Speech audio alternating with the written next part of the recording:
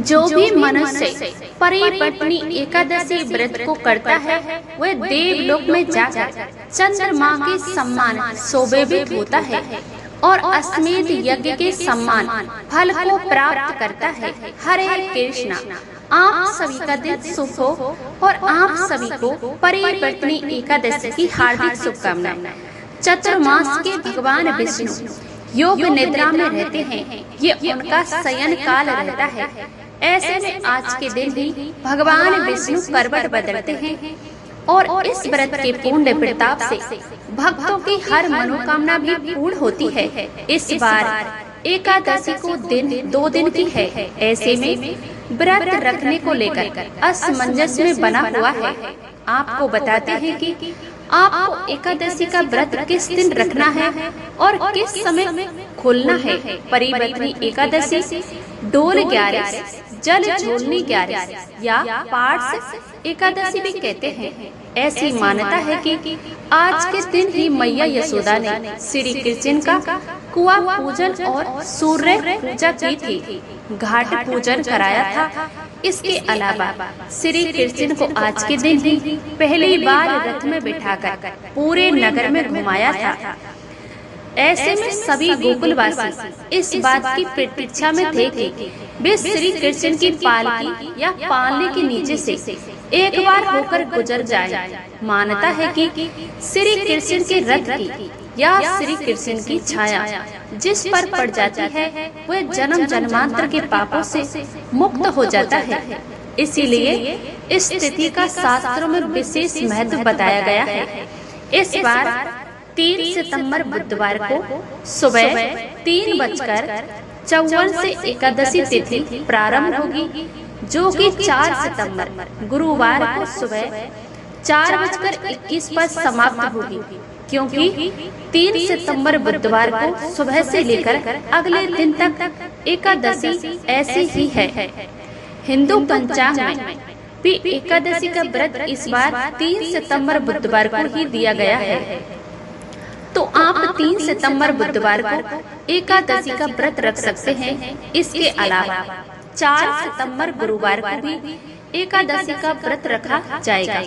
इस दिन महादशमी और भादो महीने में शुक्ल पक्ष की द्वादशी वामन द्वादशी नाम से जानी जाती है, क्योंकि इस दिन ब्रह्म मुहूर्त के समय एकादशी और उसके ठीक बाद से द्वादशी लग रही है। जब भी ऐसा संयोग बनता है पड़ता है तो सभी वैष्णव जन दूजी एकादशी का उपवास रखते हैं। आप चाहे तो दोनों दिन उपवास रख सकते हैं, नहीं तो आप 3 सितंबर को भी यदि व्रत रख रहे हैं तो आपके लिए ये भी सही है। लेकिन अगले दिन व्रत का पारण आपको इंतजार करना पड़ेगा। व्रत पारण करते समय ध्यान रखता होता है कि सुबह को हरिवासर समय नहीं हो रहा है। इस बार गुरुवार को सुबह सुबह हरिवासर भी होगा। द्वादशी तिथि 4 सितंबर गुरुवार को सुबह 4:22 से लेकर अगले दिन 5 सितंबर शुक्रवार को सुबह 4:08 तक रहेगी और गुरुवार को सुबह 4:22 से ही हरिवासर समय शुरू हो रहा है।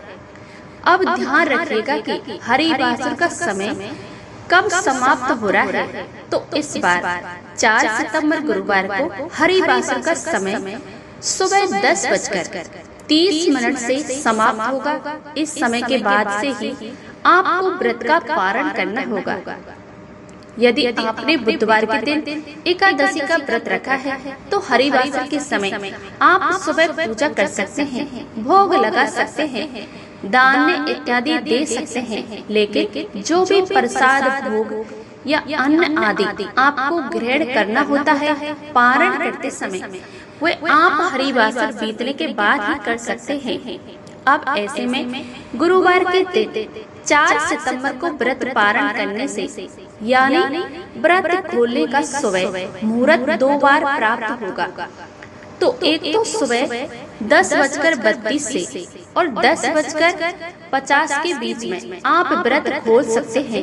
फिर 11 बजे से 1 बजे के तक व्रत खोला जा सकता है। इसके बाद दोपहर को 1:36 से 4:07 के बीच में आप अपना व्रत खोल सकते हैं।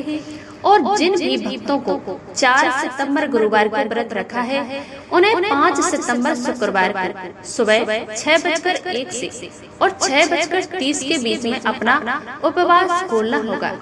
इसी दिन त्रयोदशी व्रत भी है, यानी कि प्रदोष व्रत रहेगा। इस बार 3 सितंबर बुधवार को भद्रा भी लग रही है। भद्रा दोपहर के 4:12 से प्रारंभ होगी, जिसका समापन होगा अगले दिन यानी कि 4 सितंबर को सुबह तड़के के 4:21 पर।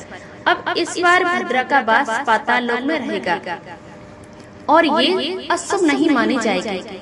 हर बार भद्रा अशुभ नहीं होती है।